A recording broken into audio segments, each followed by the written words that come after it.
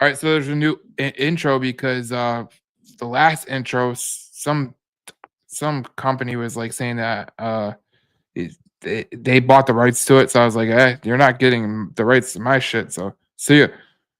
And we don't want to pay money, so that's what it is. That's what it comes down to. But if there's any band that wants out there that wants to be on our podcast and they want a free advertising, I'll advertise the shit out of you, just so you know. So if you're listening to the podcast, send me an email, or you can send James a tweet on X at section 334, 344, right? Section 344 Lions. That's fuck 344.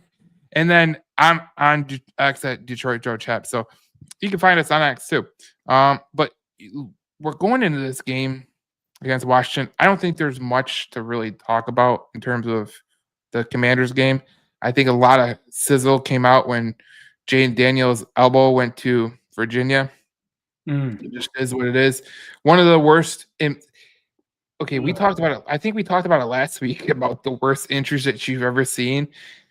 Oh yeah, it's just so like I wasn't watching the game at the time because it was like a blowout and there was only like 5 minutes left or whatever, and then I saw that it was horrific, and it's just it was one of those things where it's eventually going to pop up on your feed and it's unavoidable, but I was just like really just trying not to see it, and as soon as I did, as I was talking about last week, I can't do it with gruesome injuries. I'm horrible with it. It gives me honestly so much more respect for NFL players that these guys any given play can just to no fault of their own get a gruesome injury, and it's horrific. It's like the Christian Mahogany one. I don't know if you saw that one. Yeah. It's like that one actually wasn't as bad for me because I kind of looked at. I know like you could see what was about to happen, but at least it like the end result of it to me wasn't like I can. It's obvious how he got hurt, and I can see that, but at least it wasn't like, that horrific. It didn't like visibly be, I don't know. I can't even talk about injuries. It wasn't no Kevin Ware. Oh my God. I can't even do it. No. I don't want the words in my mouth or in my brain right now thinking about it. I saw the Jaden Daniels injury while I was eating breakfast, and I swear to God, I've never got more sick in my entire life because first of all, he's a very good young player, and second of all, to be in the game at that point in time, I don't know. Yeah. I mean, Dan Campbell said he probably would have had his guy in the game or whatever, but like, I don't know, man. You can't have your guy in that game that long. That's why I always, whenever this topic comes up, I always like really plead with the NFL to expand the active game day roster size. Oh yeah. Yes. 53 people, like you really should be able to just sub in a whole second team if you want to. And I think that's ultimately what trips these coaches up because it's like, okay, and you still should take out certain guys, but it's like, all right, I'll take out this guy, but now we have to leave some of the offensive linemen in, or you should just be able to sub in a whole second unit. And it's brutal that it's only 53 people on game day, and they're just doing it to save money. Well, it's actually technically 51 because they have to slice in two people.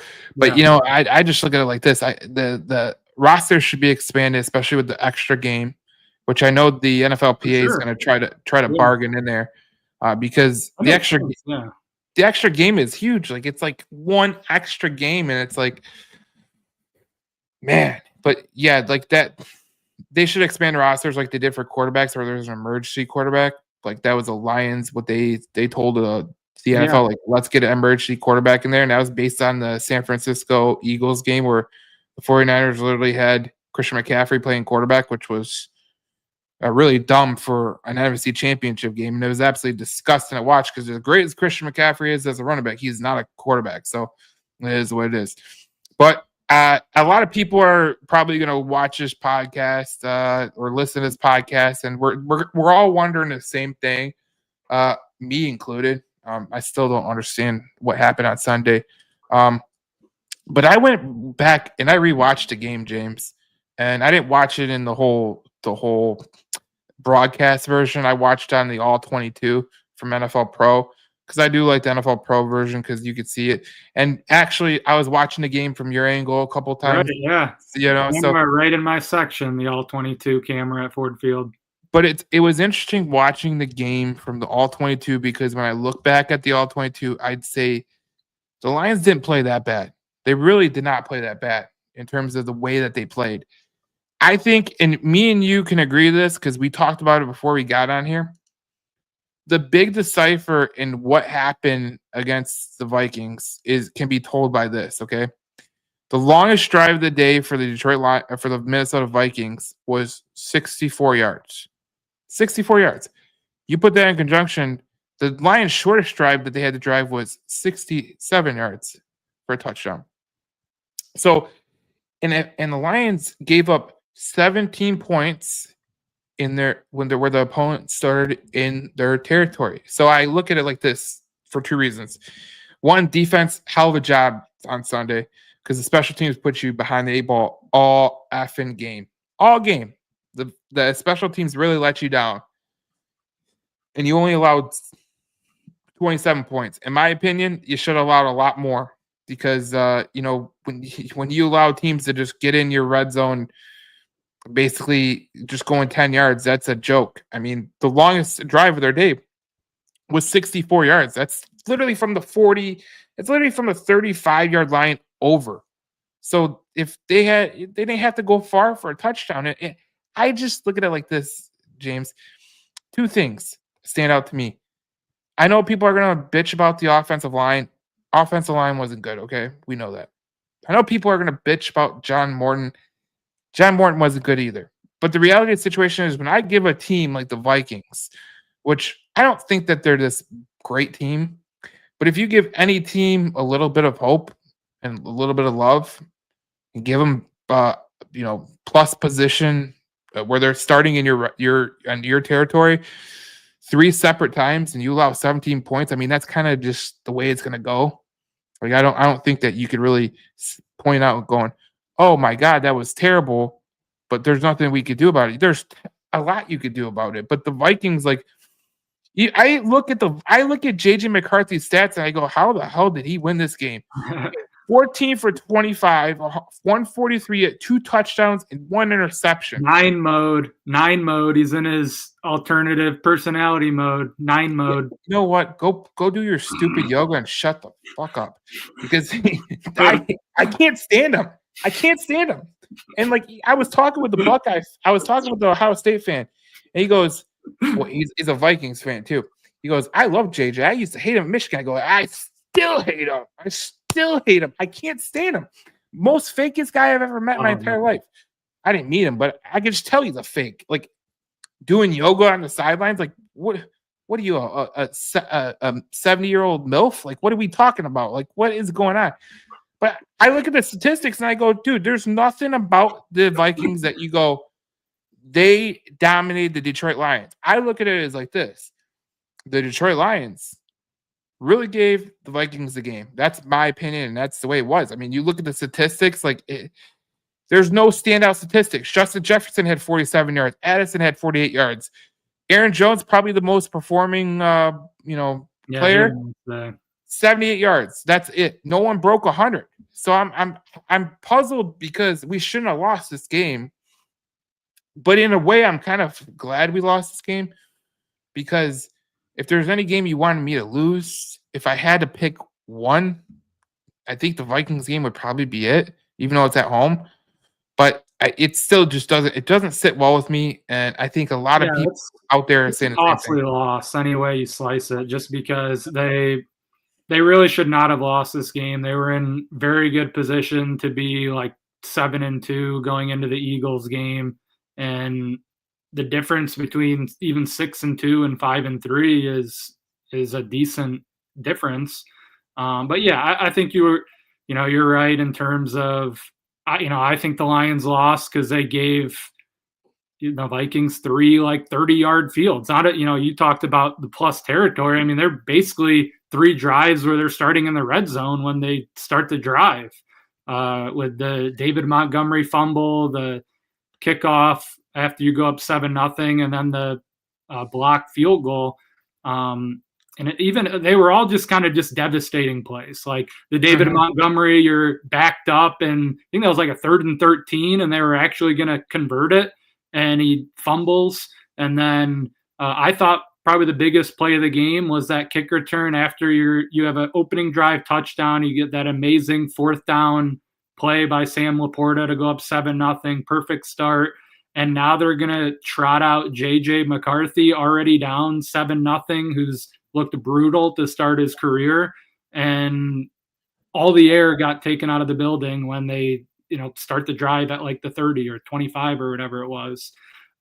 They basically allowed them to do next to nothing. They get a 3rd and 10 screen, and then they get the one-handed catch on 1st down, and it's by Jefferson for a touchdown, and it's 7-7. And if they just make them go the full length of the field there, I don't see how they score a touchdown. I think they at best get in field goal range. And then you're still kind of in control of that game. And the last one there, the blocked field goal, they converted a 4th down like around midfield. Then they even get the draw them off sides play where it was obvious that's what they were trying to do, and they get it. And then I think that got them at like around the 15 or something. So I'm like, okay, like great. Like we're definitely tying this game up. And then just the disaster to where you allow the block kick. So the offensive, the big storylines right now for the Lions are the offensive line and like John Morton. And, we can get into that, I guess, but for sure. But in terms of this game, like it really is brutal that they, in a game where you just like didn't have 3 catastrophic plays where the Vikings got the ball at the 30-yard line and they score 17 points off that. That's ultimately why they lost. The offensive line was brutal. We can complain about play calling, but it's disappointing how they actually lost that game because they just gave it away essentially.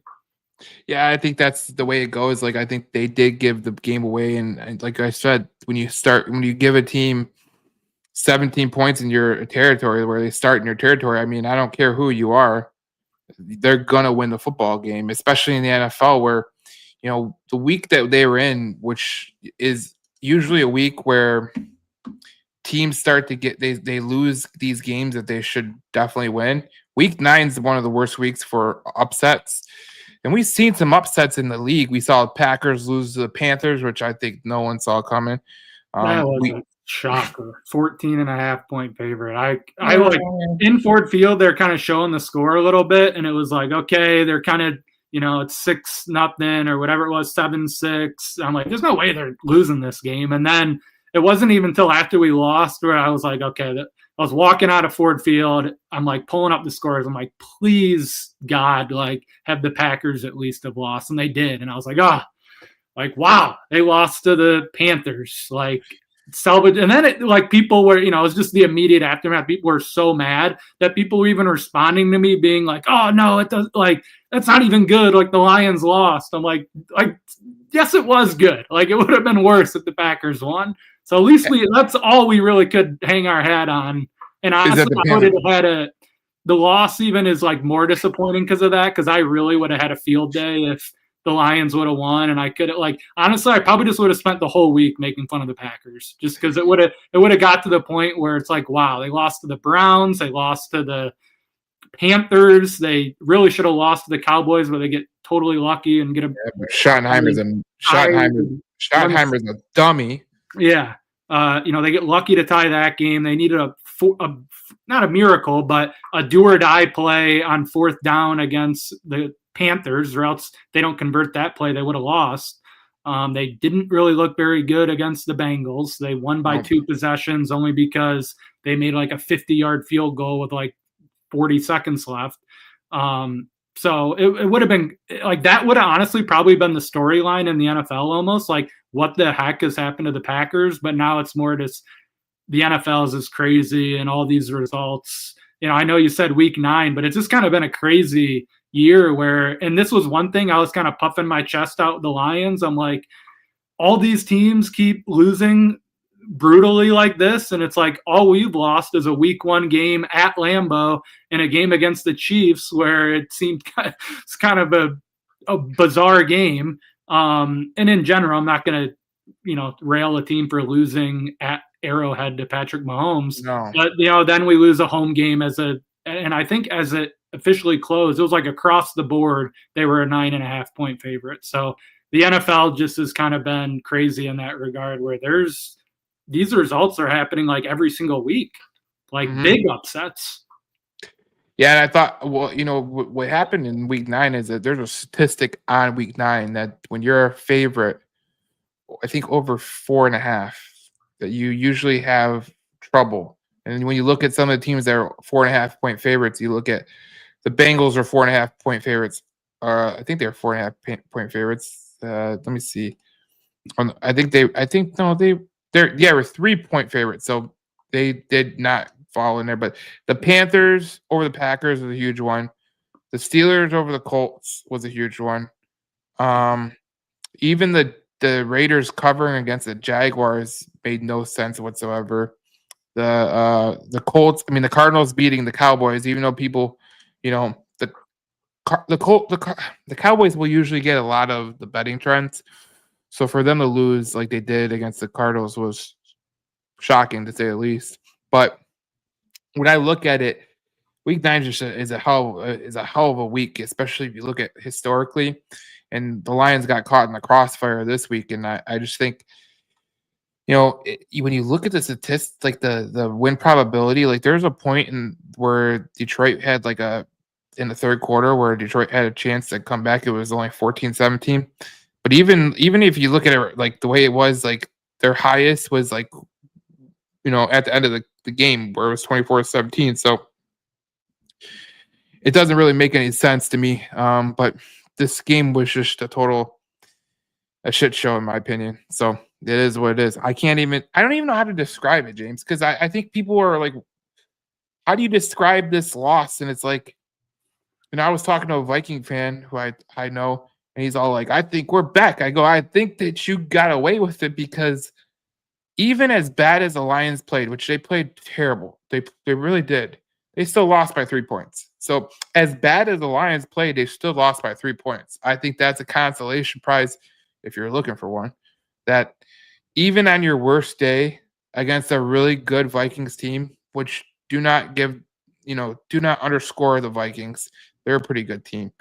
Their quarterback might be a weirdo, but they're a pretty good team. But I actually am interested to see them in the coming weeks, because they do this was really the first game that they were healthy. Like Andrew Van Ginkel was the best player on their defense. They got their offensive line. That was like their first game with Darisaw and O'Neal at tackle. And then they had their starting quarterback, and they had Jordan Addison, who they didn't have the first 2 games with J.J. McCarthy. So I am kind of interested, even though I am like really gearing up for them to lose to the Ravens and being like, oh, well, I guess this is what happens when the other team doesn't give them a 330-yard fields, because I think the Ravens are like a 4.5 point favorite on the road in Minnesota. It's 3.5 now. Okay. But I can tell you this right now. It'll be an interesting game. If Minnesota wins, then I kind of have to be like, okay, like they're decent, like they're in the mix right now. They go back-to-back weeks doing that. I think the Ravens are going to blitz them. I do think the Ravens will win, and then I can default to, okay, they're 4-5, and because did you see their injury report? The Vikings? No, the Ravens. Oh no. Oh, it's good. It's clear. They said it was totally clear, right? Yeah. Which is unbelievable at this point in the season, and it's like, yeah, all right, man. They should win, honestly. They're getting healthy at the right time, and I'm telling you right now, they're going to make a run for the AFC North. They should win. I think they'll win the AFC North. I agree. They have you're right. They have a super easy schedule. I've tweeted about that as well. Yeah, their schedule is really easy when you look at their schedule. But I look at this game that the Vikings have coming up, and I really don't think that they're gonna even.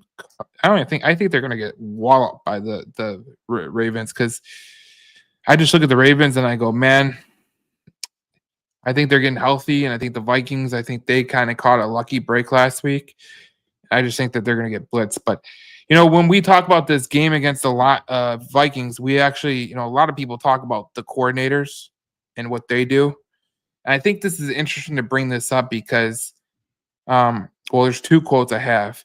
This is the coordinator ranking. So John Morton ranks 8th in the NFL, it's based on EPA per play. And if you look at EPA per play, the Detroit Lions are pretty damn good in that statistic, which is a really good, useful analytic. And then with Calvin Shepard, he's 5th in the NFL. Overall, they're 6th in the NFL with the two coordinators. And I posted on my Detroit Lions News podcast page on Facebook, and people were like, oh, hell no. No way. No way. The pitchforks are out for John Morton right now. Make no mistake about it. Lions fans do not like this man at all. But reason with me, James. Just reason with me. What do you have? What can you say about John Morton that this team is so bad?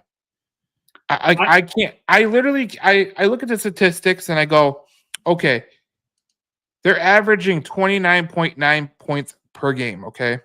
29.9 points per game. That's second in the NFL. Yards per game, they're averaging 350, which is 11th in the NFL. Yards per play, they're averaging 5.8, which is 9th in the NFL. They have 29 total touchdowns. That's 3rd best in the NFL. So I don't know what this guy is doing wrong. I don't know if he pissed in the Lions fans' Cheerios or whatever the case may be. Like, I look at Sunday and I go, okay, we looked at this schedule. When we saw the schedule come out, I think we all said this schedule is tough. It's going to be a grind. Every week is going to be a total pain in the ass. And I think this week is a little bit not of a pain in the ass, but we're going to Washington where we haven't won in a long time. But they're half their team's dead. So, I mean, there's no way we could lose this game. But I just look at it like this. There's no way I could blame John Morton because I look at the statistics of all the signature statistics, even like the EPA per play, like which we just mentioned. They're 6th best in the NFL, and they're doing a damn good job. Now, obviously, they can get a little better at running the ball. Like their run game has really been not that great. I think we all can agree to that right there. But they're still 9th in the league. They're still 9th in the league. Yeah, I think the John Morton thing is going to be ultimately, I think the whole season needs to play out, and we'll see what happens on the season really to have more of a full idea. But right here, right now, I think the biggest criticisms, in my opinion, would be in terms of just the offense, not necessarily directly tying it back to him. But the third downs have been horrific, and a lot of them. Now, what's ultimately weighing down their third down percentage is the 3rd and long because they were they started 0 for 20 and then they got one the other day, but they're still like 1 for, or maybe they got 2, but it's still it's like 1 for 23 or 2 for 24, whatever it is. That's what's ultimately weighing it down is why their third downs. I think they're in the mid-20s in terms of third downs right now. But they haven't been good in the 3rd and mediums. And I think that's what probably my biggest gripe would be right now with this offense, because really those are ones where you're in decent position. It can go both ways. Dan Campbell's talked a lot about how it means their 1st and 2nd down offense isn't good because they're in way too many third downs. I think they had like 17 last game, which he said is way too much. Yep. And they really shouldn't always be in 3rd and 5. That means you're getting like 2 or 3, 2 yards per play basically, and setting up a bunch of 3rd and mediums. So that's probably a big issue in itself. Like John Morton hasn't been faultless by any means, but at the same time, we're week 10 right now, and they're 2nd in the league in scoring. Like there is right now, to me, the commentary is too like, oh my God, he totally sucks. Or you're like us right now, where you sound like you're an apologist for the guy. And it's just, it's a little bit in between for me. And there's not really a full, like, yes, he's great or no, he's bad. But some of these stats, like, and I don't know how many people are nerding out with football stats, but like EPA per play is maybe the number one kind of thing I would look at in terms of an offensive coordinator. And they're right in that top 5 mark with it. So there's enough for me to at least say now that like you can't say, like, to me it's totally disingenuous to say that he's been bad. Every kind of key number you want to look at, they're really in the top 5 to 10. I guess the one thing that you can kind of hang your hat on right now is, and I don't know how you really compare it to previous years, is their offensive line, just whatever word you want to use to describe it, has not been anywhere near what it has been like the previous couple of years. And that is a huge problem and hindrance to a play caller. So, it's a tough, I get why people are mad about it. I won't dispute that the guy's been perfect and there's things I'm frustrated about it. I guess the last thing I'd also say, and it kind of speaks to the just being reactionary a little bit about it, is, and Justin Rogers posted this on Twitter just recently, was a big thing has been the Lions have been doing way too many screens. But I guess like he sent out the tweet and it was, well, maybe Colton, like he tagged Colton Pouncey, and I think Colton followed up and put out some stats. But yeah, I have it right here. Justin was like, not enough really for me. It was kind of irrelevant. Like that narrative is kind of not really out there. It's kind of, they've been, I guess if you want to pull it up, but the screen thing is kind of not really a story either. So it just, I don't know. It's a little bit, I think people have overreacted, and there's a lot of things we want to see improved, but so the Lions have run 9 halfback screens this season, which ranks 9th in the NFL per True Media. They're averaging 3.8 yards per play on those, which ranks 21st. Lions have run, not great, but it's only, they've only done it 9 times. Is that what it says? Yeah, they've run 9. And then the one where they run 36, like that's a pretty good amount, but they rank 12th. Right. So it's really the screen thing, like Justin says, he didn't think it was a story to even talk about. So, I think people are kind of right now digging in their trenches and just have their opinions, and they're not going to budge. So, let's just see how the next 3 or 4 weeks pan out. They're playing the Eagles and Packers. They're going to be in week 13, 14 by the end of this stretch. So like, we're kind of going to know what this, I think there's already been kind of a sample size right now, but yeah, they need to clean some things up. I don't think they've reached their full stride at all. And, they're going to have to improve. Yeah. I look at it like this.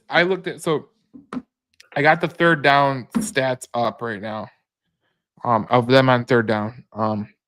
Their quarterback pressures, they're one of the better teams in the league. They're top 10. Well, they're top 12 in that they only allowed 30 pressures on third down, which is pretty good because, every team's allowing pressure on third down pretty much. If you're Tennessee Titans, which you're allowing 51 pressures, which is absolutely insane. It's insane. But, like you look at some of the plays, like EPA per play on third down, the Lions are 25th in the NFL. So if you are looking at something, third down is literally, it might be an issue. But I think it comes down to a couple things, and Dan Campbell alluded to it, but putting yourself on third down a lot is an issue because you kind of put yourself behind the 8 ball, and if you have a penalty or something like that, like I remember, who was it? Was it Nick Saban or whatever? He said that like being in third down all the time is like is like it limits the playbook, and you can't really use all your plays to your advantage. Like the plays that you think can help you be explosive, you can't use those plays on third down. Just can't. So that's what he did. That's what he said. So I think that's a very interesting comment right there. But when you look at the way that this Lions team has played, and I keep looking at it like trying to decipher like how bad are they on third down? And some of the things I look at, like the pass plays on third down, they rank 21st. And then on rushing, they rank, where is it? Where is it? Oh, they rank at the bottom, 30th. So rushing, they really struggle rushing the ball on third down, so that's not good. But I think there's a couple outliers to this. One, I think we talk about third down with this team. I'd have to go over how many games I've seen them, but like I think they've gone 15, 17. Like this week, they did 17 third down attempts. Like you go that far, you're really getting yourself behind the 8 ball. Yeah, 17 is a ton. And like you said, Dan Campbell has mentioned that.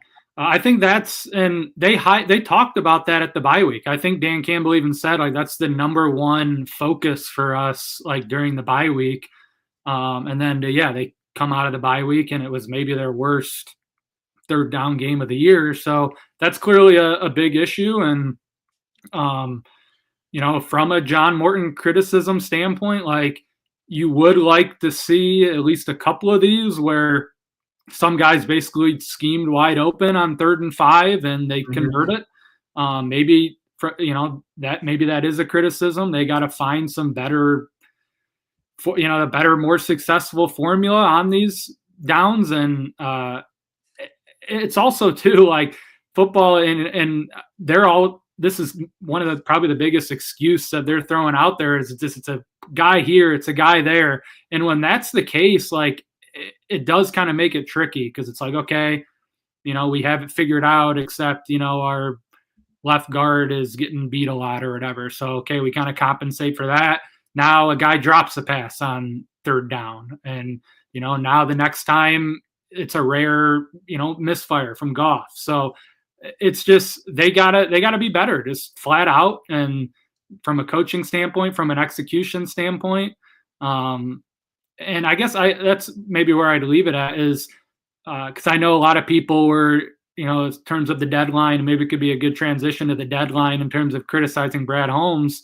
I think this team is like more than talented enough. And ultimately, I think we have to perform better. And that was, I think, what the message was from both Calvin Shepard and John Morton today. I saw the Pride of Detroit put out an article that said, basically, the coordinators said they need their best players to start playing better.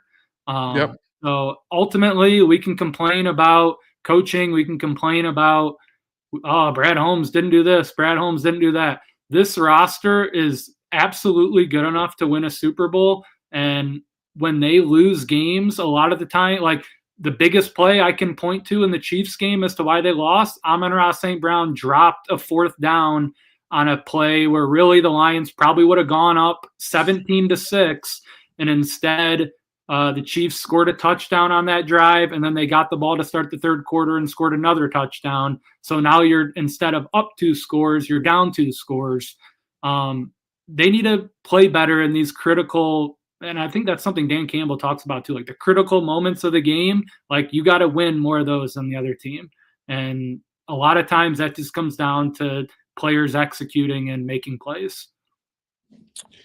Yeah, I mean, the way I look at it, so I went back, like I said, I went back and watched on all 22, and he's right. Morin's right, and Calvin Shepard's right, because when I watched it, like there was players like that I expected to have like this good 3rd down, right?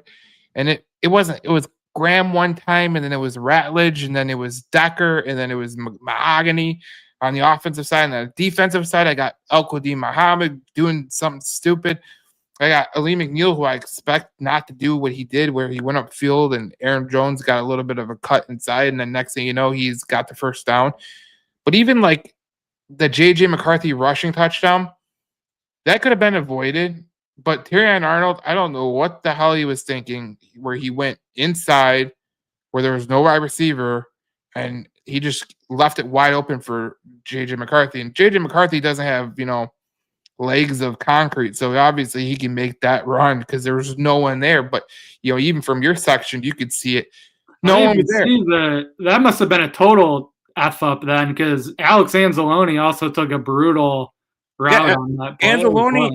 Anzalone and Arnold and Brian Branch took a bad angle to it. And I should I guess pointed that they were bad again. I guess that wasn't a traditional run play, but the Lions were bad against. They were bad against the run the whole game. Like their rush lanes, like they were totally out of it. And Aaron Jones owned us. I know Marcus Mariota is old, but like he could still run, so they better be a lot better than they were last week. I mean, I watched Hutchinson. Like, I think Hutch is great, but he missed tackles that he should not have missed. Like, you just got paid a bunch of money, bro. Like, go make that tackle. And he's been really good this year, but when you need the chips, when like what Calvin Shepard said, when you need that play, your best players have to make that play, and they didn't make that play. And a lot of them were stupid, silly mistakes, especially on the defensive side of the ball. Like I said, the Brian Branch one, the Alexander Zaloni one, Terrion Arnold. I don't know what the hell everyone was thinking. I don't know if there was like I don't know if you saw it, but I don't know if there was like a smoke bomb in the stadium where everyone got disoriented. And I think he's gotten some good praise, and I might be one of the biggest like Terrion Arnold defenders out there, and he has been incredible in coverage. He's a willing. It's not that he's not willing to stick his nose in against the run. He's absolutely, but he's had some really ugly run fits in his time in Detroit, like bad ones that all lead to, he did it again against the Ravens with Derrick Henry's first touchdown. It's like a 30-yard touchdown because he just totally isn't where he's supposed to be. And they talked about it this week, like both Dan Campbell and Calvin Shepard, that he was very bad. It was kind of a very big juxtaposition game because I'd still take it. He's covering Justin Jefferson and Jordan Addison, and he had an unbelievable game in coverage. But yeah, he's needs to shore up the run game for sure. And he's had 3 missed tackles on the year, which 3 of them came in this game alone. So that tells you how bad he was, brutally, just terrible. But I think the Lions were better than they played, especially Sunday, because Sunday just seemed like a total shit game. Like, you look at the run defense for the Lions on Sunday, like Terrion Arnold had 3 missed tackles, which was the most he's ever had in a game. I can guarantee you that. But they had 4 missed tackles as a defense, and Meek Robertson missed 1 too. And like the worst graded run defense was Hutch, Muhammad, McNeil, and Branch. So look, you can talk about whatever you want to talk about. Calvin Shepard's right. John Morton's right. Your best players have to become your best players, and if they're not, these are the results you're going to get. Yeah, I agree. I'll be the first, and I'm the opposite of people. I actually think officiating, and especially in the NFL, oftentimes plays a bigger role than anyone wants to admit. But this was just a game where they just flat out did not deserve to win. They gave the Vikings way too many gift opportunities. They were horrible against the run. Yep. The defense wasn't bad, but they gave up situationally some big plays. The special teams more or less was a disaster. So, they didn't play well enough to win this game. Yeah, and I look at the pass blocking for the Lions this week, just a terrible game from their perspective, because, Jahmyr Gibbs, I don't know what the hell that was. I don't know if you saw it, but the whole – I guess that'd be another – and Dan Campbell admitted to it, but, that's on coaching. You can't have Jahmyr Gibbs block, what was it, 15 times? Something like that? Yeah, he was in a 40% of his snaps almost. What are we doing? So that's stuff that I think you can criticize. And they admitted, Dan Campbell straight up said, that's brutal, and we need to adjust faster to that. So yeah, he was pass blocking for 15 snaps. Dave Montgomery was 2, which makes 0 sense whatsoever. Egregious. That's egregious. And he gave up 7 pressures, 1 sack. So just absolutely brutal. The 7 pressures is so bad for the running back. I know for a fact that Coach Campbell really talked to John Morton about this, because there is no effing way you could put. And I love when people talk to me about Jahmyr Gibbs needs to be played more. He's the number 1 running back. Well, part of being a number 1 running back is pass protection, and that's why you got Dave Montgomery, because he can pass protect. I think if we go on, I think for the season, if we go with Dave Montgomery, how many pressures he's given up. Yeah, he's a great pass block running back for sure. And the thing that was kind of, not funny, but kind of funny in a just it was so pathetic way. It's I thought they were setting. I'm they're setting up the Vikings. Jahmyr Gibbs goes way outside. even plays where they were out there at the same time. It wasn't a ton, but like all these pass block ones, like they're setting Jahmyr Gibbs like way out to be a wide receiver, and then I'm like, oh, they're motioning them across, or they're bringing them back in. Like they're gonna have one of these plays where they just time it up perfectly and dump it off to Jahmyr Gibbs, and every time it was just nope, he just gets killed. Like some linebacker comes in and totally destroys them and like sacks Goff or something. So that was the one. That's another thing that the quick game against the Vikings, that was something that we've always kind of dominated with them, and especially for the at least thought that like we're running all these screen passes, which we kind of talked about. It's not really true. But they should have been able to. I think that might be the biggest adjustment when we play the Vikings again. Is we got to be able to hit Jahmyr Gibbs on some of these short routes. Like we don't need them to like just have them fake. Almost just have it be like a de facto screen. Like you got to find at least 2 or 3 times like that where you can just dump it off to Gibbs when they're gonna send a ton of pressure, like more than probably any team will face. So yeah, that was the pass blocking with Jahmyr Gibbs thing was one of the most brutal things, honestly, of the whole season so far. He had more pressures than Sewell's gave up all year. That was crazy. That's the greatest part about that. And going back to Dave Montgomery, he's given up 3 pressures all season, 2 hurries, 1 sack. He's been in on 29 pass blocking attempts, so not too bad from a running back perspective, but it's still. And if we're gonna criticize Johnny Morton for anything, I think this is the thing you can criticize him for. And I know he said this today that he's gonna get Isaac Tesla more involved, but they need to get Tesla more involved. They need to go more 3 wide receiver sets. I know that they're trying to protect, with Brock Wright playing more majority of the plays, because you look, Brock Wright's been in on. He's played a ton. He's played 90. He's played 92 pass attempts. 31 have been pass blocking. So he's out there for pass blocking too. So I just look at it like this.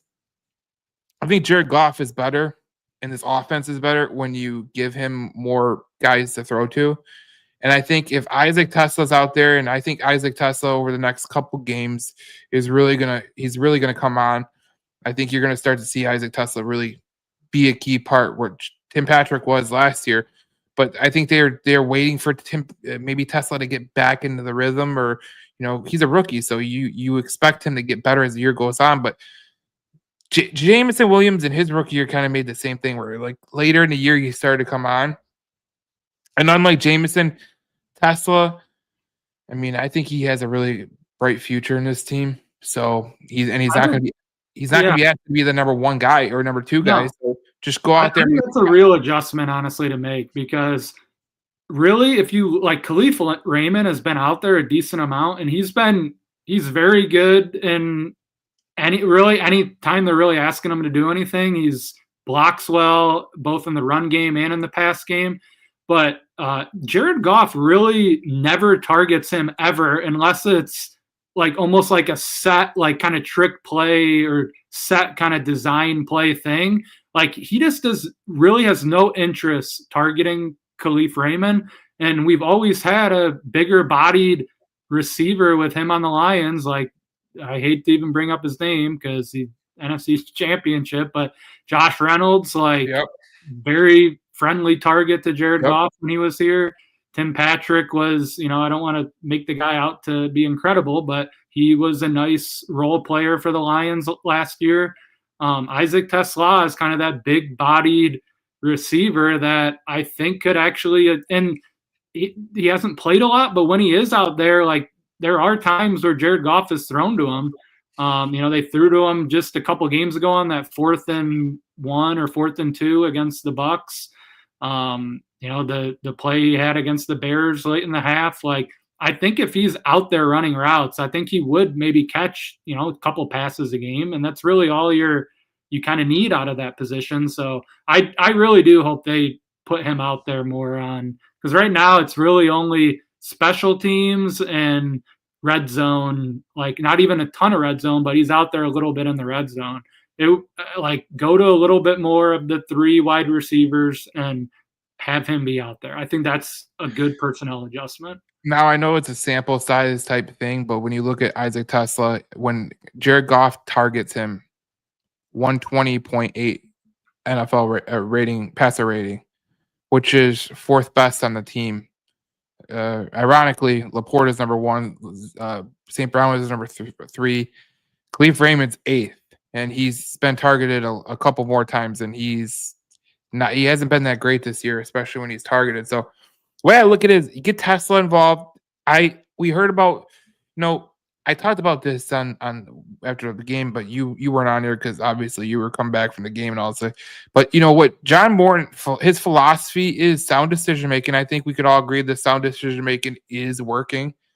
Explosive plays, we have not seen enough of those, and excelling on third down. So 2 and 3, he's not doing a good enough job. So I think Morton's got to really come out of his shell and start saying like, okay, I'm not coaching Bo Nix like I was last year. I'm coaching Jared Goff. I think some of the things I see with what Johnny Morton's doing is similar to the way the Broncos ran their offense for the first half of the year, and then they started to turn it on. Maybe Johnny Morton has that kind of philosophy where he's trying things out, but he's going to get back to that bread and the eggs and bread that he's going to get to. So maybe that's it. But I don't think Johnny Morton's this bad coordinator. I just look at it like, and this ties back to the trade deadline, like you said. I don't think the trade deadline was a indictment on Brad Holmes, like the stupid, some of the people that were talking on Nice I Won the Ticket or Woodward Sports or whatever the hell they were talking on. I don't think it was an indictment on Brad Holmes. I just think like I said earlier on my Twitter, I go, sometimes it's an acquisition and how much it's going to cost. So like, let's say I can get a Joe Bitonio for a second round pick, right? But if I trade that second round pick and I get 1 year of Bitonio, it doesn't really net me anything because that same guy that you potentially gave up could be like a Tate Ratledge that could help you out for 4, 5, 6, 7, 8, 9 years. So that's kind of like what I look at like with this. And even the Jalen Phillips, like we did the trade deadline special, we did the trade deadline. We talked about it last week. Did you hear what Justin Rogers said about the Jalen Phillips trade in comparison to like connecting it to the Lions? No, I didn't see it, but I have a similar opinion because I saw a little quote of it, but I didn't watch it or nothing. But so I watched it was like the Lions Collective show or whatever, right? It was the first time I'd ever watched it. I thought it was pretty good, but great. Like Justin Rogers, I thought was like unbelievable in this episode, and he was talking about kind of like the Lions, just where they are, kind of philosophy, like just strategically, and what Brad Holmes kind of views the state of their roster and kind of the window that they're in, and comparing it like to Philadelphia, where Philadelphia did have a period similar to the Lions where they were just trying to retain all, like giving Hurts a big contract, keeping Devontae Smith. Like they had big offensive linemen. They were able to keep some of their defensive linemen for a while. And now they're at a point that they can't do that anymore. And they just lost probably like Milton Williams and Josh Sweat, two of the most important players on their Super Bowl team last year, that they just had absolutely no chance of retaining. But now, since they trade for Jalen Phillips on a defense that has been absolutely gutted, like I looked up these stats last night. I think it's something like the Philly defense ranks like 27th in pressures, 26th in sacks. They rank like, I think 19th maybe in yards allowed, and like interceptions and fumbles. They're like bottom 5 in the league in terms of generating turnovers. Like they've been a horrible defense really so far. So they're giving up the 10th most yards per game. They're giving up their points per game in terms of what they're giving up is absolutely insane too, because they're giving up 23.1, which doesn't seem that bad the Bengals are worse, the Cowboys are worse, but it's not an Eagles defense. And what you just said is exactly what I think about it. And I didn't listen to the blurb that I saw, but I tweeted this out last night. There's 231 responses to this on my tweet, and it's all Eagles fans just absolutely pissed because here, I'll just read the quote. It's absolutely hilarious. This is what Justin Rogers says. To me, the Phillips trade is the equivalent of saying we can't afford J-Mo. We let him go in free agency and then saying, oh shit, in the middle of the season, we need speed and trading for Hollywood Brown. That's the equivalent of what the Eagles did, and we are celebrating Howie Roseman. How would you feel if Brad Holmes was letting his star players go and then trading third-round picks for patchwork?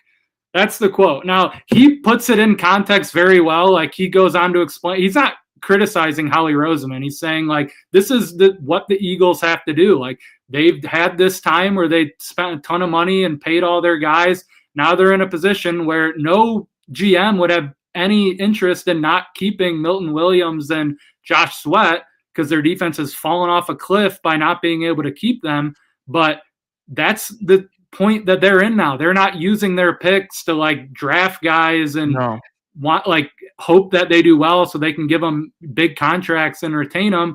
They have to trade those picks to try to in some way patchwork losing two studs and getting Jalen Phillips as the counterpoint to that. But that doesn't, and it's a great PR win on trade deadline day. And honestly, it's a good move by Howie Roseman because that's like their pathway now to try to adding talent.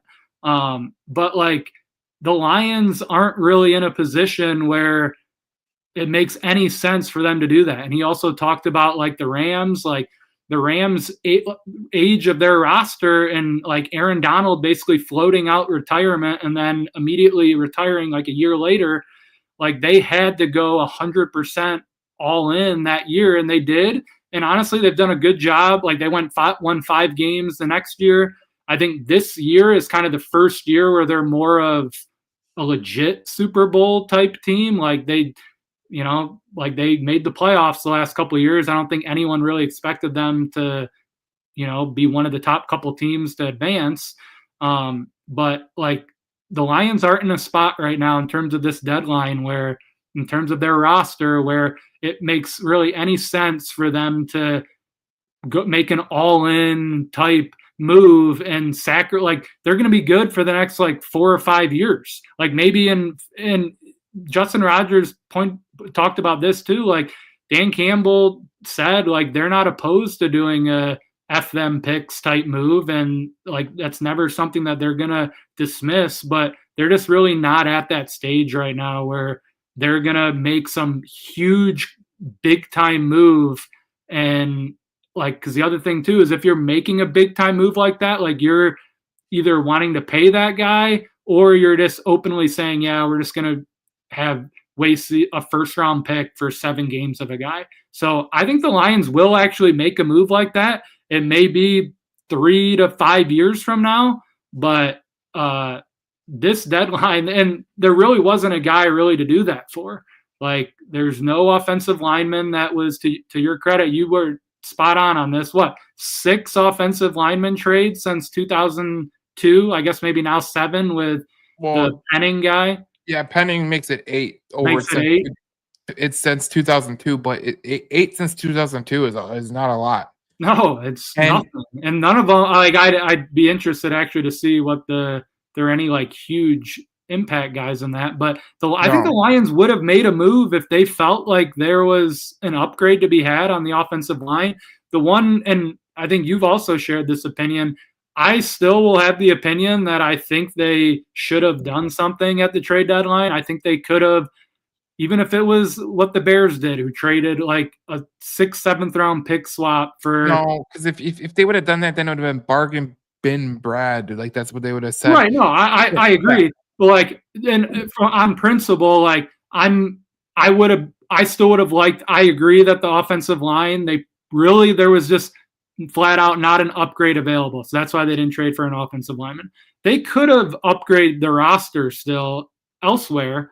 And again, it probably wouldn't have been a crazy, they could have traded a 4th or 5th round pick for that, whoever the guy that Draymond Jones or whatever, who is decent. Like they could have done something like that. Like that wouldn't have been crazy. That wouldn't have been sacrificing the future. And that would have been a guy that you can absolutely say, like, this is someone that will play for us, and maybe he gets 4 sacks the rest of the season. Like, they could have made a move, but I don't think it's to the point of like, oh my God, like malpractice, like we're doomed. And I also think there is I would encourage Lions fans to watch that Lions Collective video for the Justin Rogers piece, because I do think it puts into perspective like where this Lions roster is at. And they're in such a good position to where they're going to have a legitimate chance to win the Super Bowl over the next, however many years you want to say. I would personally say like 3 to 4 years. The next 3 to 4 years, the Lions are absolutely going to compete for a Super Bowl. And then after that, once you get into a situation where you might have to extend Jared Goff again or get a different quarterback or whatever, maybe around then they do make kind of there's an uncertainty, let's go all in, and they extend, because we're probably not even that close to these extensions being over. I think they're going to be able to extend Brian Branch. I think they're going to extend Jahmyr Gibbs. I think they're going to extend Jack Campbell. I think they will be able to get Laporta too. So there's a long way to go still in this process for them. And I really don't get why fans are this attached to like, let's make an all-in move and shorten this just because, then that guarantees something. Like, look at it how they're viewing it. It actually makes like sense, unless you're just stuck on the fact that, oh no, this team isn't good enough to win a Super Bowl, which then I don't know what to tell you, because I disagree. Well, here's the thing. Justin Rogers had a great point, and I saw your tweet, and I agree with it 100% because I said a similar thing on my page. I go, look, Howie Roseman wouldn't have to trade for A.J. Brown if he didn't miss so badly on Jalen Reagor over Justin Jefferson. Pissed off some Eagle fans, but I don't give a crap because that's exactly what it was. He missed on Justin Jefferson, which we knew Justin Jefferson was a better wide receiver come out of college than Jalen Reagor, because Jalen Reagor was a smaller kind of scat back type. Okay, that's cool. The reason why the Eagles, like, they have to go trade, and this is kind of like the interesting thing about the Eagles, and I don't think it's sustainable in the long term. And when people say like, oh, the long term, I don't care about the long term. The long term really doesn't matter to me, right? Well, it does in this premise, because if you look at the Eagles 2024 cap table, okay, James, do you know what their dead money is this year? They can't do anything. They're an absolute cap hell. The only way they could get Jalen Phillips is because they did, and again, I don't know all the intricacies of this, but they were able to make it to where his salary was like $1 million basically, and they can afford him for this season. And then he's going to get a free agency deal, which they have absolutely no chance in retaining him for. Like, the reason I saw the comments under your page too, and I laughed because so I've done this a couple, and I don't even intentionally mean to, but I tweet a couple things, and Eagles fans just go absolutely crazy, and you are great at riling. You're great at riling people up, but I look at it like this. Okay, yes, their average age of their defense is young, because it has to be. They only have 9.3 in cap space. They have $63.6 million in dead cap, which is 8th most in the NFL. And if you want to go to next year, which is the incredible portion, they're 5th most in dead cap at $82.45 million. And then you go to 2026, like, let's see, does it get any better? No, they're 4th most in dead cap. So everyone that says the league is where you can, the salary cap isn't real and all that jazz, it does come back to bite you. And we're seeing with the Eagles right now. Like, the reason the Eagles have a young defense is because they couldn't pay Josh Sweat, because they couldn't pay Milton Williams. And I was talking with Eagles studs, by the way. And I was talking with the Eagles fan, and I was like, he was like, well, we have Ojomo, which he's Moro Ojomo, he's a pretty good defensive tackle. He isn't Milton Williams. But I think the bigger loss for the Eagles was Josh Sweat, and he's having a great year with the Arizona Cardinals, and he would be welcomed in that defense. I mean, they wouldn't have had to go and get Zadarius Smith, who retires halfway through the year. They went to go get Jalen Phillips, who is, I mean, I like Jalen Phillips. I think we both like Jalen. Hurt a couple of times. He's not anywhere close to the same player. He can't stay healthy. Right. He can't stay healthy. And basically what the Dolphins fans were saying was like, we got him thinking that he was going to be great. Because they legitimately thought, like Dolphins fans legitimately thought Phillips would be like one of the best pass rushers in the NFL because they started out pretty hot. Yeah. But he can't stay healthy. And they go, you might get 3, 4, maybe 5 games out of him. That's it. Because that's the way he is. But I look at the Eagles cap situation in comparison with the Detroit Lions cap situation. This is what Brad Holmes is trying to avoid is the dead cap because 2025, the cap it goes to 31, which is really low. And then you go to 2026, it's 4.3 million. 2027, it's 0. So, I mean, that just proves the point. What Brad Holmes is trying to do is not build for the future. Like that's the stupid portion. And I hate when Valeni says that the most. He goes, "Oh, they're just long-term sustainability." Like, no, what they're trying to do, and it's clear, is manage the cap as best they can, so they can keep guys like Brian Branch. They can keep guys like Jahmyr Gibbs. They can keep guys like Sam Laporta. The reason Howie Roseman goes and makes the trades that he needs to make. He missed on all the running backs he drafted, so he had to go get Saquon. He missed on Justin Jefferson, so he had to go get A.J. Brown. And when he goes and makes trades, it's not because he has to. Well, he makes it because he has to.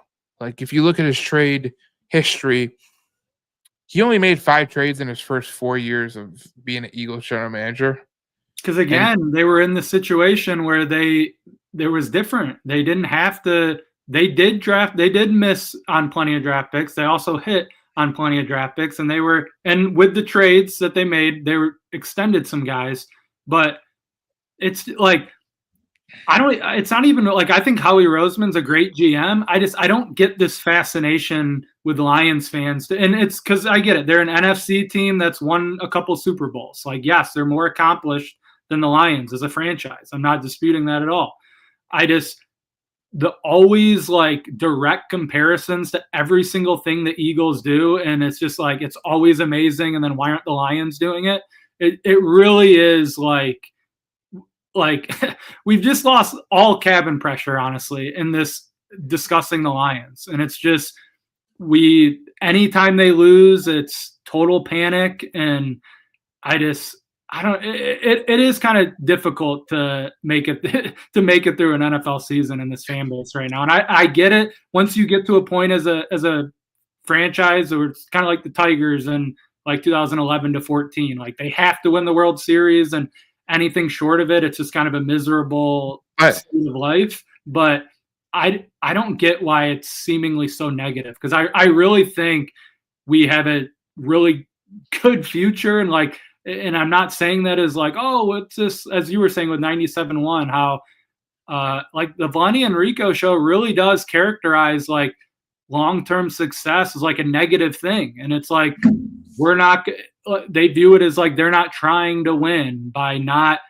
going the whatever hypothetical barometer that they need to reach an all-in status, which I still think they at some point will do. I still think at one point they'll satisfy them and they'll do a trade like that. But I don't know why it's this constant, we're not doing enough, or they don't care, or why aren't we more like the Eagles?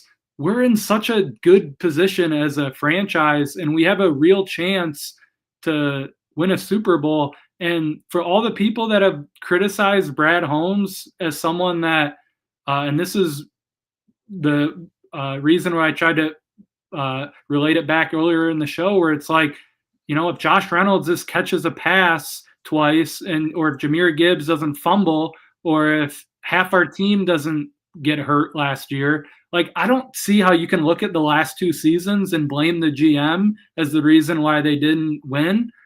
And again, I'm at a point where I still don't really, there's no outcome this season where I can look at it and be like our team wasn't talented enough to win the Super Bowl. Like, that's not to say we will, but you could say the offensive line, and I've talked about this a lot on my page this week. Whenever it was that Frank Ragnow retired, this was a very inevitable situation where this was going to be a big challenge and there was going to be ups and downs, definitely in the first half of the year that it happened, probably even the next year or two.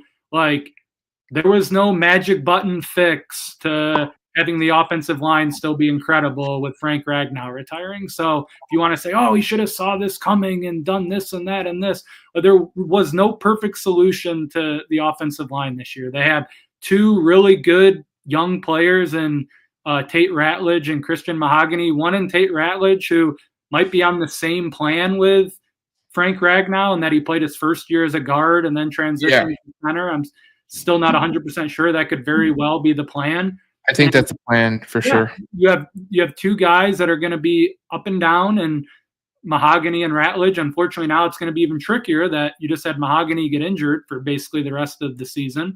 But this offensive line wasn't. You have Taylor Decker, that I think that might be the biggest challenge going forward, as he probably is on his absolute last leg here. Maybe it is his last season. But they're in pretty good position in terms of they've drafted, obviously have a stud in Penei Sewell. I think Tate Ratledge is absolutely a part of their future as a positive. I think Mahogany is a part of their future as a positive. They've shown an ability to be able to go out in free agency and get starting level players. They got Kevin Zeitler last year. A couple of years ago, it was a good move getting Graham Glasgow. I mean, he was like really good his first year back in Detroit. I honestly think they might do that again and get like a starter on a 1-year deal next year to kind of bridge a gap. They have other young talent in their system right now. We'll see what happens with Miles Frazier. I know a lot of people think he might factor into the equation this year. We'll see. They have a guy in Giovanni Manu who I know, send 9 different memes at me, and Giovanni Manu sucks. Like, I honestly think the plan for him was year 3 at absolute best, probably year 4 in terms of when he was actually going to play.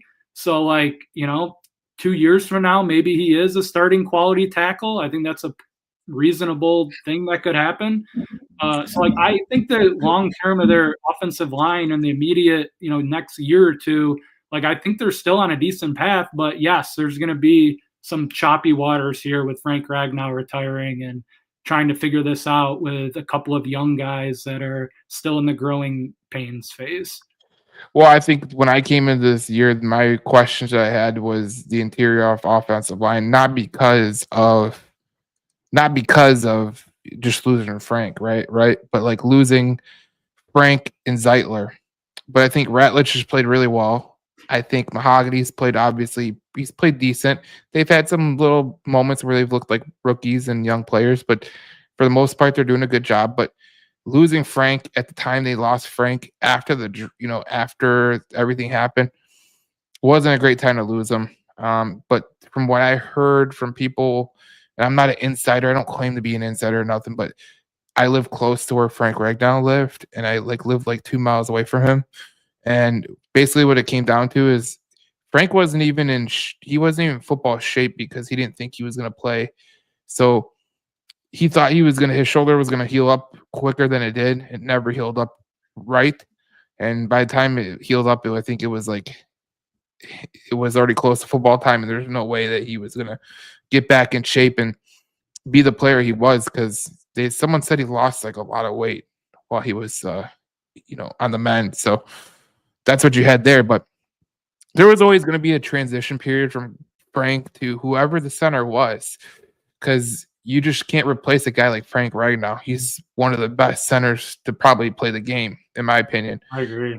So you can't really replace that boom. I think Red Wing fans, if you're a Red Wing fan, you know this, but when you lost Lidstrom, you kind of were effed, because I don't care who you had back there. I mean, Cromwell was good for a couple of years, but he's not Lidstrom, right? You lose a all-time great at a position. If you're not, you don't have an all-time great behind the all-time great. It just doesn't happen that way. So I look at the Lions and I go, they'll be fine. I think Giovanni Manu, I agree with you. I think over the course of time, I think he will be good. One of the things I heard about Giovanni Manu when he came out was people said that he was like the Jordan Mailata of that draft. And there was a guy I was talking to, and he's a scout, and he took does like 4 years to play, and that guy's like a Hall of Famer. So like, yeah, Mailata is one of the best. He's one of the best tackles in the game right now. Yeah, like, do you think this guy's going to develop in a year or two? No.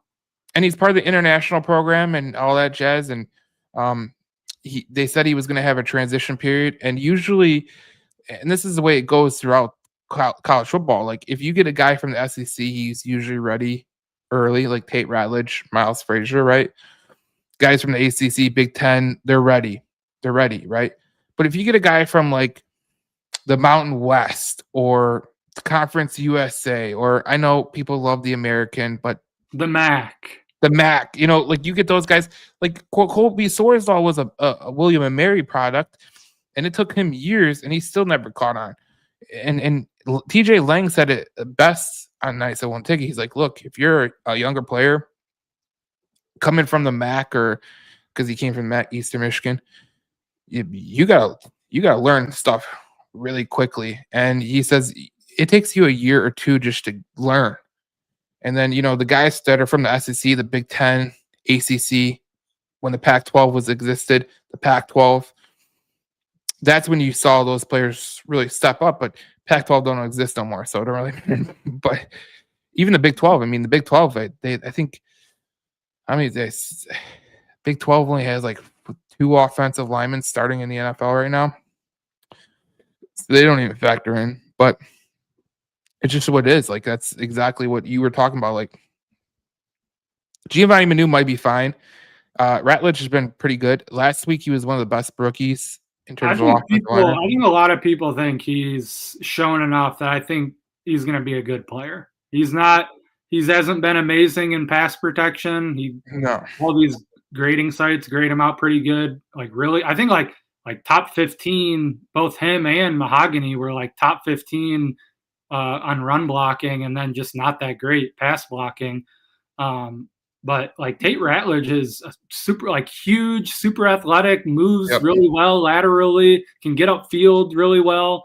Like, he's going to be a good player. And I think it takes time for you to learn some of the quirks that come with being an offensive lineman in the NFL.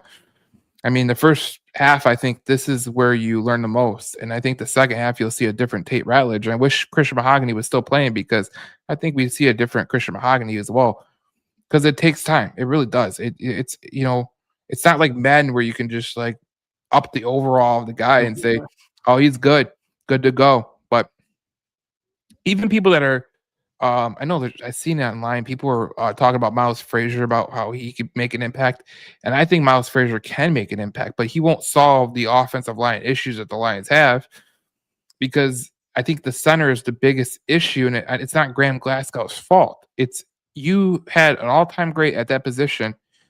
It's pretty hard to go all-time great to all-time great. It just is. Like, there's no Creed Humphrey behind Frank Ragnow. There's no Tyler Lindenbaum behind Frank Ragnow. So that's what I feel. I don't feel like that. I don't feel like they could have made a move at the deadline. And this ties back to no moves made. I don't believe they could have made a trade that would have made the offensive line better. I just don't.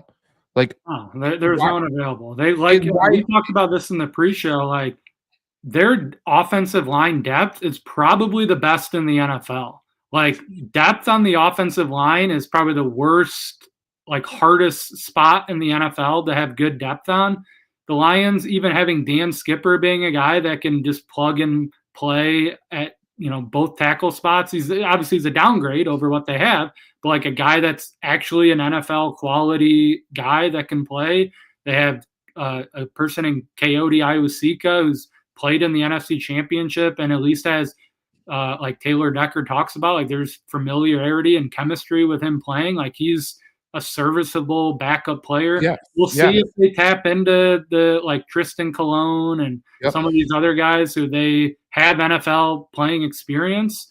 But the guys that they were going to, like the one guy that was traded for, Trevor Penning, like he's not as good as like Coyote Iwasika in their mind. He's actually, that guy's more of he's going to play tackle for the Chargers. The Saints just threw him at guard kind of as a project during a lost season with the Saints. But their depth is decent and like actually very good in terms of the NFL.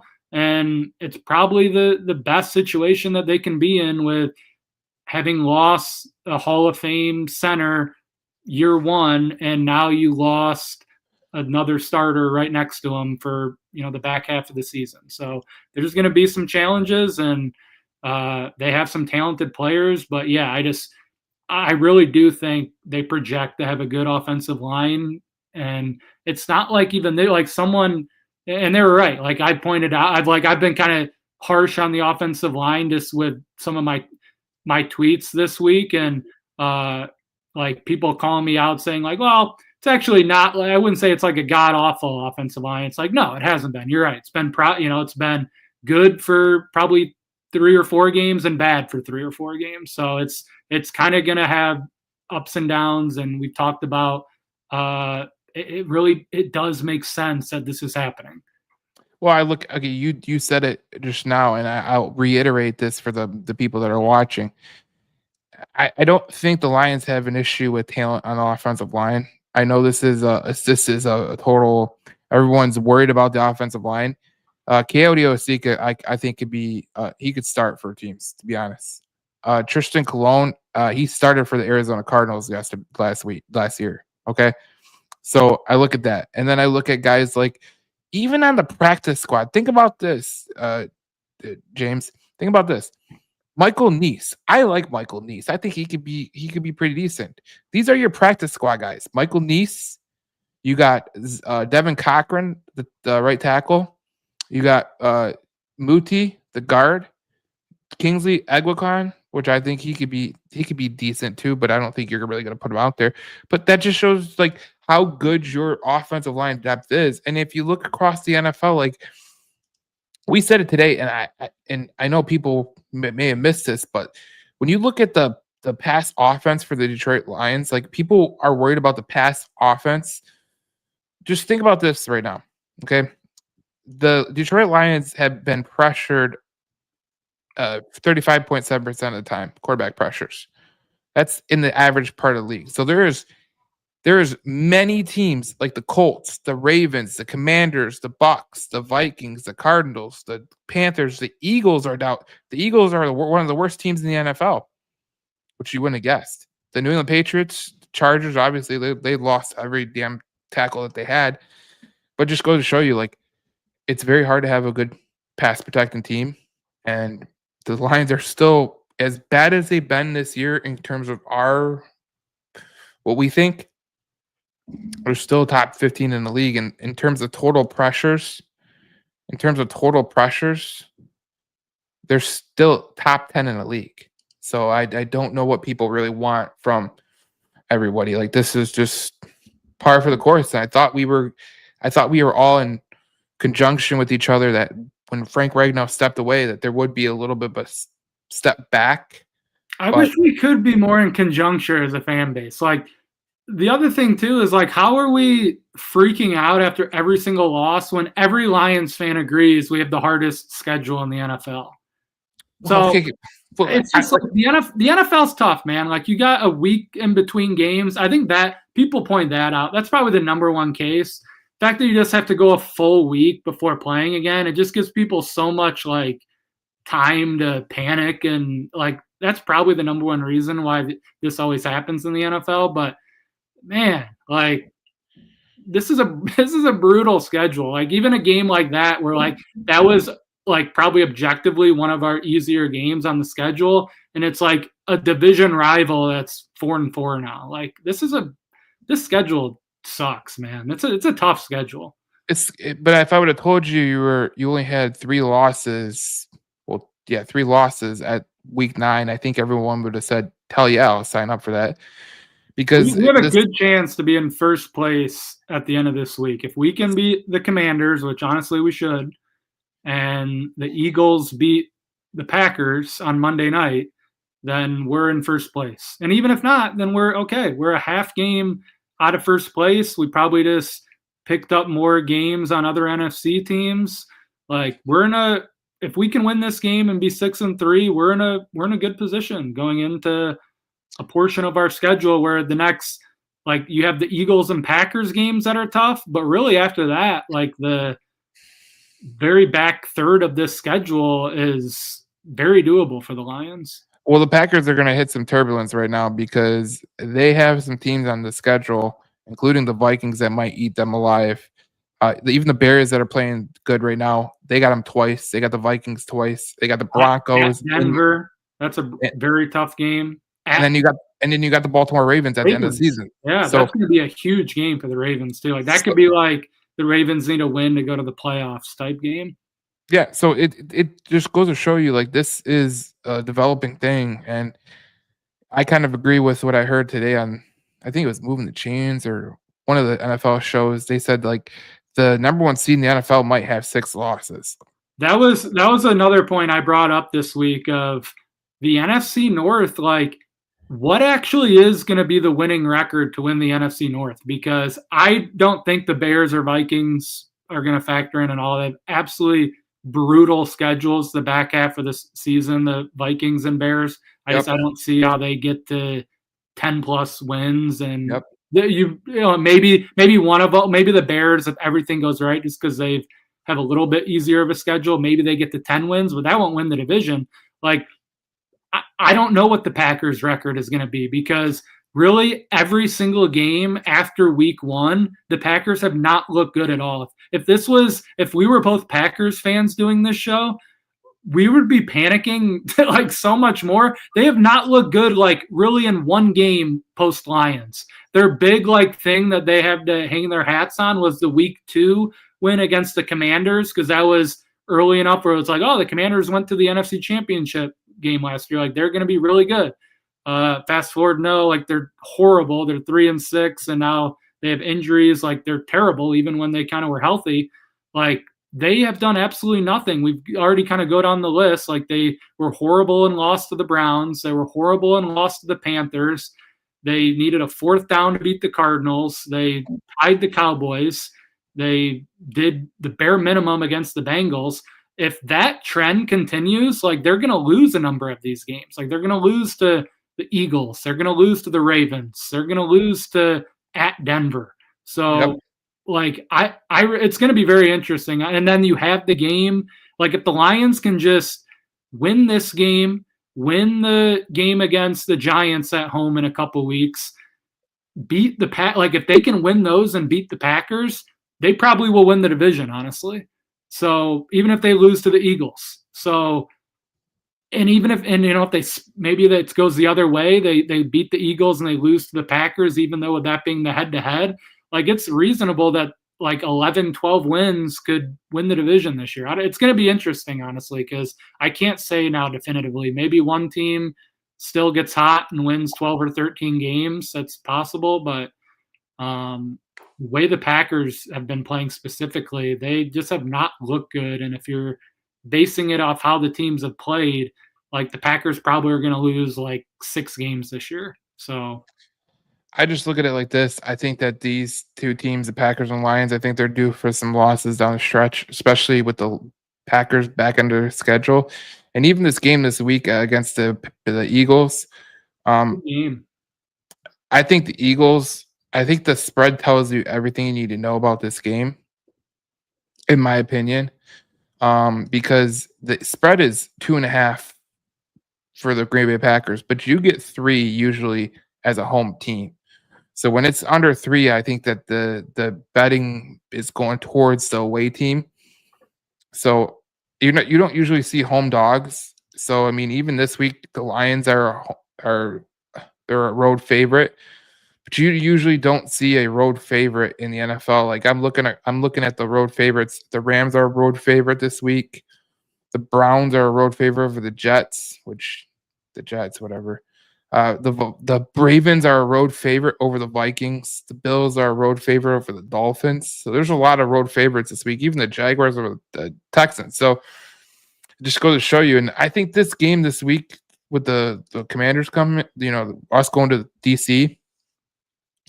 I don't think this is a losable game by any stretch of imagination. I think we both are in conjunction about this because I look at the statistics in this game, and I'm honestly not really too concerned about this game, to be honest. I was really bullish on the Commanders going into the season because of their old ass defense.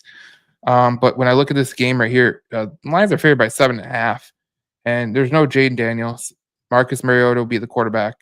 But you look at Jaden Daniels is obviously out. Terry McLaurin did not practice today.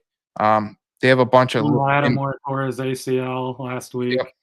And then you have who was the other player that got hurt? They had McCaffrey, their wide receiver. Luke McCaffrey, yes.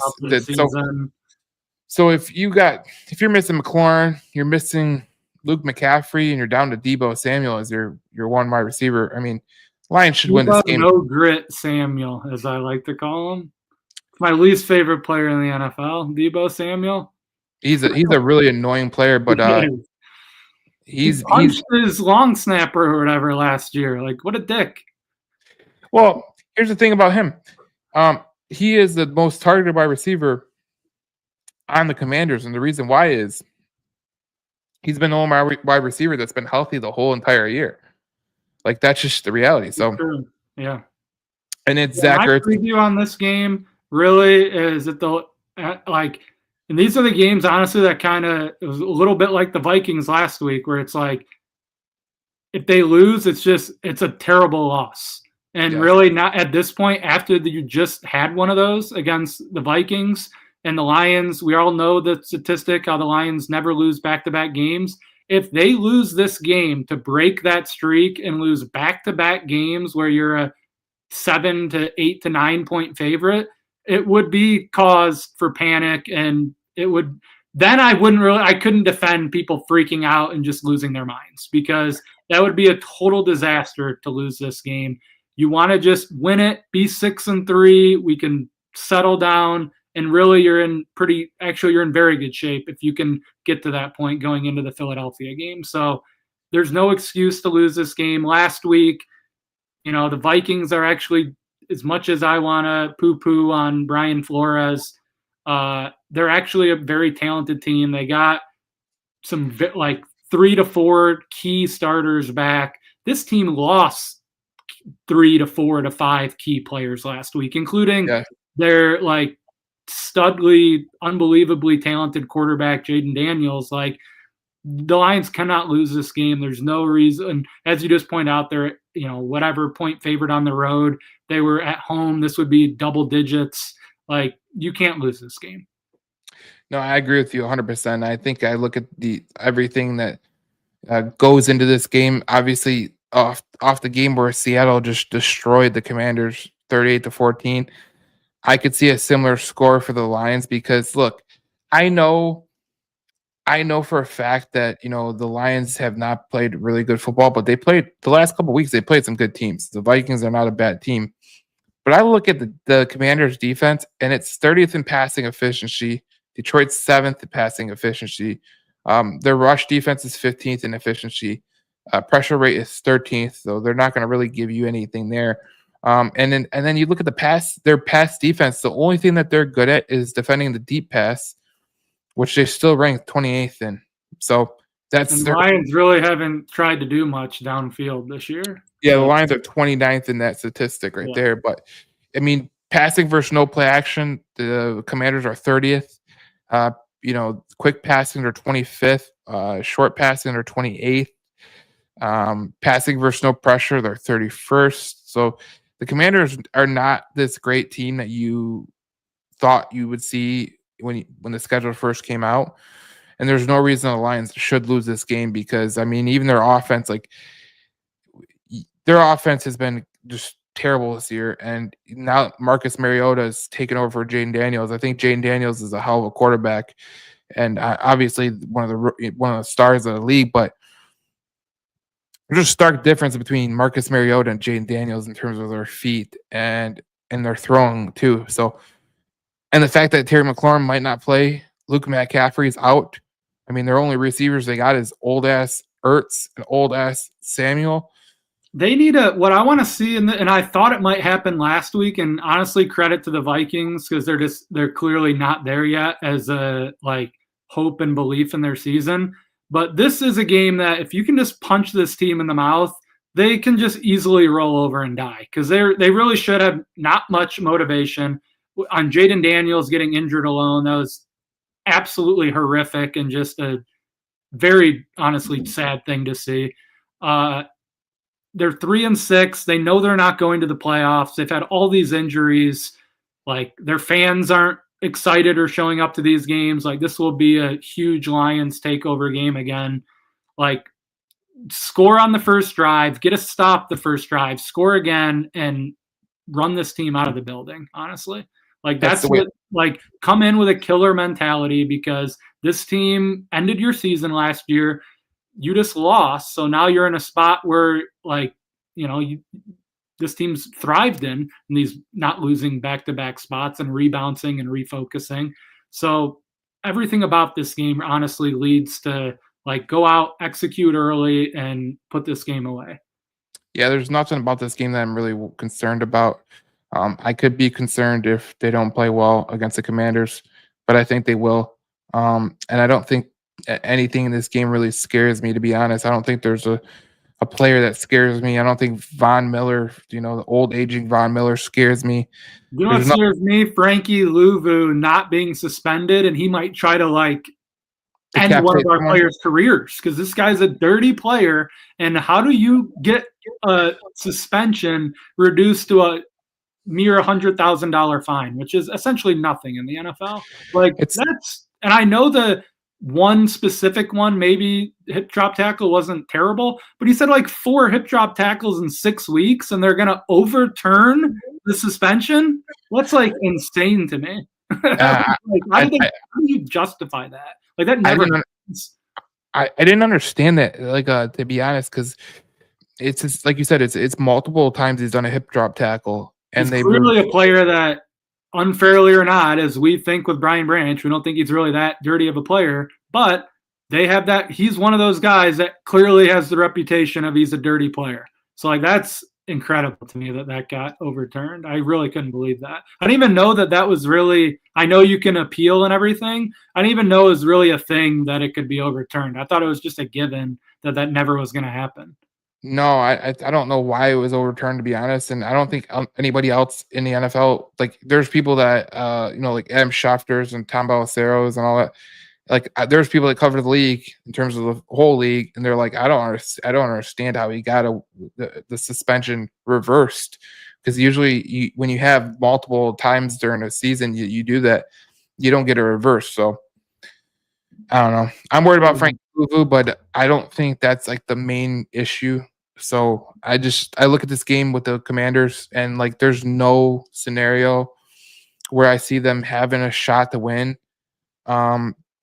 Rushing the red zone, they're second. Their running back McCroskey Merritt is pretty good, but like, I think last week was a terrible look for the Lions defense. So I think they're going to be coming out ready to play, especially rushing defense wise, because that was just a terrible game for them in terms of missed tackles and all that jazz. So I think they're going to come out and try to roll them, to be honest. And I look at the 7.5 point spread, and you know how much of the sharp money is on the Detroit Lions? All of it? I've never seen this in my entire life. Even when there's bad teams, it's 89%. Wow. So usually, even in like horrible games where teams are terrible, it's still 65%. It's never usually 89. That tells you all you need to know about this game. So thank you for everyone that was watching. A good podcast. James will be back on next week, obviously. We'll talk more Detroit Lions football. We had a jam-packed show today in terms of what we were talking about with the trade deadline and all the things that happened with the Minnesota Vikings game. This game preview was a little bit, I don't know, lackadaisical, but next week should be pretty good playing the Eagles. I don't really think Monday Night Football too, isn't it? Monday Night Football. It's Monday Night Football. Okay. Yeah. So you got the Packers and Eagles on Monday Night Football, so that'll be interesting for everyone to watch out for. But as always, we'll see you guys in the next podcast. We'll talk more Detroit Lions football. And you guys can watch it or listen to it after the podcast is done. It'll be uploaded within like the next 2 hours. So Thank you for watching, and we'll see you guys in the next show.